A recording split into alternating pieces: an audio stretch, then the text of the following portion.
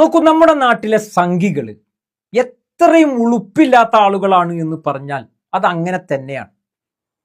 ഏതൊക്കെ രീതിയിൽ നിന്ന് അവർക്ക് കൃത്യമായി കിട്ടേണ്ട മറുപടി കിട്ടിയാലും ഒരു ഉളുപ്പുമില്ലാതെ വീണ്ടും വീണ്ടും അത് ആവർത്തിച്ചു കൊണ്ടിരിക്കുന്ന ഒരു ഒരു ഒരു പ്രത്യേകമായ മനോഭാവമാണ്. ഇപ്പൊ ഞാൻ ഈ വിഷയം പറയാനുള്ള ഒരു കാരണം, ചാമ്പ്യൻസ് ട്രോഫി ക്രിക്കറ്റിൽ ചിരവൈരികളായ പാകിസ്ഥാനെ 6 വിക്കറ്റിന് ഇന്ത്യ തോൽപ്പിക്കുക. അതിന്റെ ആവേശത്തിലാണ് രാജ്യമെങ്ങും. എല്ലാവരും അത് വലിയ ആവേശത്തിലാണ്. പാകിസ്ഥാന് ഏതോ വലിയ രീതിയിലുള്ള കോച്ചുമാരെയൊക്കെ കൊണ്ടുവന്ന് പ്രത്യേകമായ സ്ഥലത്ത് നിന്നുകൊണ്ട് ഇന്ത്യയെ തകർക്കാൻ വേണ്ടിയിട്ട് തന്നെ അങ്ങനെ തന്നെ പ്രാക്ടീസ് ചെയ്യുന്നു എന്നുള്ള വാർത്തകളൊക്കെ കണ്ടു. എന്നാൽ പിന്നെ അതൊന്ന് കാണണം എന്നുള്ള കോലത്തിൽ തന്നെയായിരുന്നു നമ്മുടെ മനസ്സൊക്കെ. ഏതായാലും പാകിസ്ഥാനെ അടിച്ച് കൂറ കിട്ടു ഇന്ത്യയുടെ ചുണക്കുട്ടികൾ എന്ന് പറയുമ്പോൾ ആ ഒരു ആവേശ പ്രകടനത്തിൽ സാധാരണക്കാരൻ മുതൽ താരങ്ങൾ വരെ അതിന്റെ ആവേശത്തിന്റെ അലയൊലികൾ ഇങ്ങനെ നിൽക്കുമ്പോൾ പ്രശസ്ത ഗാനരചയിതാവും കവിയുമായ ജാവേദ് അക്തറും ആ കൂട്ടത്തിൽ ഉണ്ടായിരുന്നു. അദ്ദേഹം സന്തോഷം പങ്കുവെച്ചു.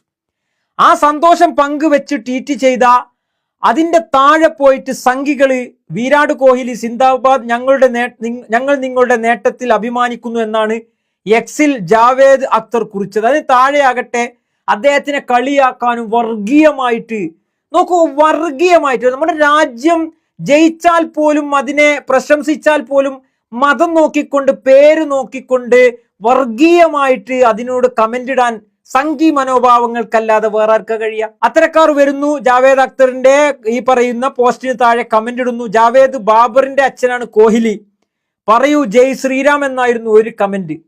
മാത്രവുമല്ല, രാജ്യസ്നേഹത്തെക്കുറിച്ച് നിങ്ങൾക്ക് എന്തറിയാമെന്നൊക്കെയാണ് ജാവേദ് അക്തറിന്റെ പോസ്റ്റിന് താഴെ സംഘികൾ ചോദിച്ചത്.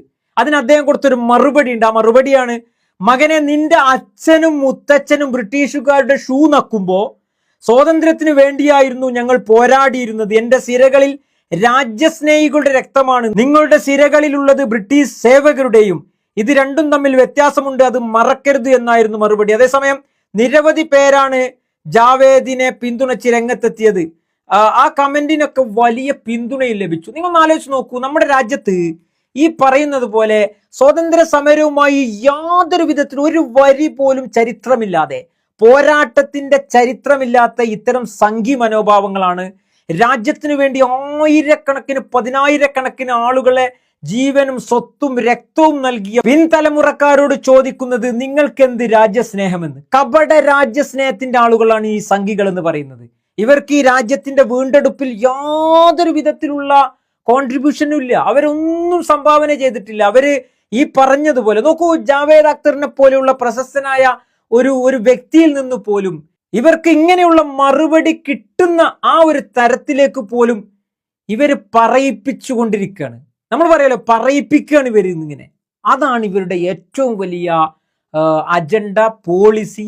അതിലൂടെ എന്തോ ഒരു കുളിര്, എന്തോ ഒരു സുഖം ഇവർ അനുഭവിക്കുകയാണ്. ജാവേദ് അക്തറിന്റെ ഇങ്ങനെയുള്ള ഈ ഒരു മറുപടിയോടാണ് എല്ലാ ആളുകളും ഐക്യപ്പെട്ടിട്ടുള്ളത്. ഇന്ത്യൻ മുസ്ലിങ്ങളെ മാതൃരാജ്യത്തോടൊപ്പം നിർത്താൻ സംഘികളുടെ സർട്ടിഫിക്കറ്റ് വേണോ?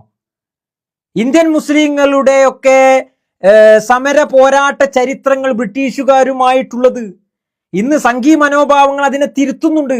കാരണം എന്താ?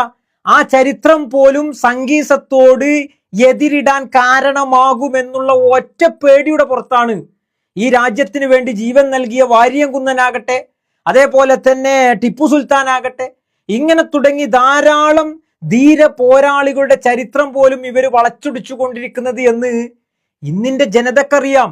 അവിടെയാണ് പാകിസ്ഥാനെതിരെ ഇന്ത്യ ജയിച്ചാൽ പോലും, അഭിനന്ദിച്ചാൽ പോലും ആ അഭിനന്ദിച്ച ആളുടെ പേരും മതവും നോക്കിയിട്ട് ഇങ്ങനെ വിമർശിക്കുന്നത് എങ്കിൽ, ജാവേദ് അക്തർ പറഞ്ഞതുപോലെ, മോനെ, നിന്റെയൊക്കെ തന്തമാര് ഷൂ നക്കിയ സമയത്ത് ഞങ്ങളുടെയൊക്കെ പൂർവികർ ഈ രാജ്യത്തിന് വേണ്ടിയിട്ട് ജീവൻ നൽകി രക്തം നൽകുകയായിരുന്നു, അവിടുത്തെ പിൻതലമുറക്കാരാണ് ഞങ്ങൾ എന്നുള്ളത് തന്നെയാണ് നമുക്കൊക്കെ സംഘി മനോഭാവങ്ങളോട് പറയാനുള്ളത് എന്ന് ഓർമ്മപ്പെടുത്തിക്കൊണ്ട്, ആ വാക്കുകൾ തന്നെയാണ്, അങ്ങനെ തന്നെയാണ് പറയാനുള്ളത് എന്ന് ഓർമ്മപ്പെടുത്തിക്കൊണ്ട് ജാവേദ് അക്തറിന്റെ വാക്കുകളോട് ഐക്യദാർഢ്യം പ്രഖ്യാപിച്ചുകൊണ്ട് നിർത്തുന്നു. നന്ദി.